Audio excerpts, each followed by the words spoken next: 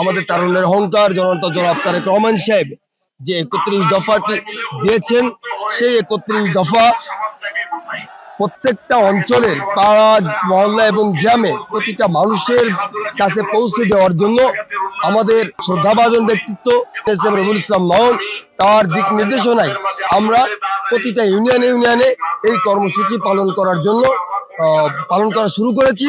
দীর্ঘ 17 বছর স্বৈরাচার ফ্যাসিস্ট বিরোধী আন্দোলনে আমরা সবাই শহীদ ছিলাম। আমরা সবাই ঐক্যবদ্ধ হয়ে এই স্বৈরাচার ফ্যাসিবাদের ওষুধদেরকে বাংলাদেশ থেকে প্রতিহত করেছি। আমাদের কাজ শেষ হয়ে যায়নি। আমরা এই স্বৈরাচারের পতন ঘটিয়েছি।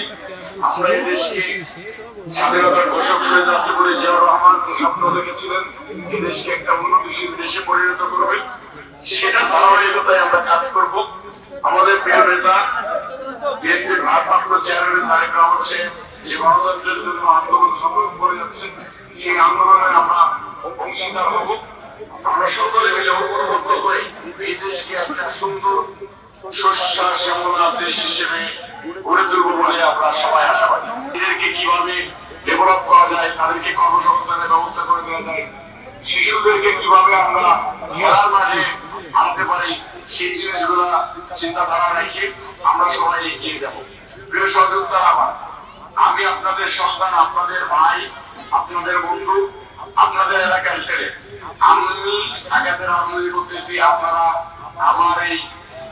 আমাদের প্রিয় নেতা বিএনপির ভারপ্রাপ্ত চেয়ারম্যান তারেক রহমান সাহেবের ঘোষিত ৩১ দফা নিয়ে যে কর্মসূচি আজকে এখানে আয়োজন করেছেন, এটার জন্য আপনাদের প্রতি আমি কৃতজ্ঞতা জানাচ্ছি। মাগুরার লোকজনদের জন্য কাজ করতে চাই, মাগুরার অসহায় মানুষের জন্য কাজ করতে চাই, খেটে খাওয়া মানুষের কৃষকদের জন্য কাজ করতে চাই, যুব সমাজদের জন্য কাজ করতে চাই,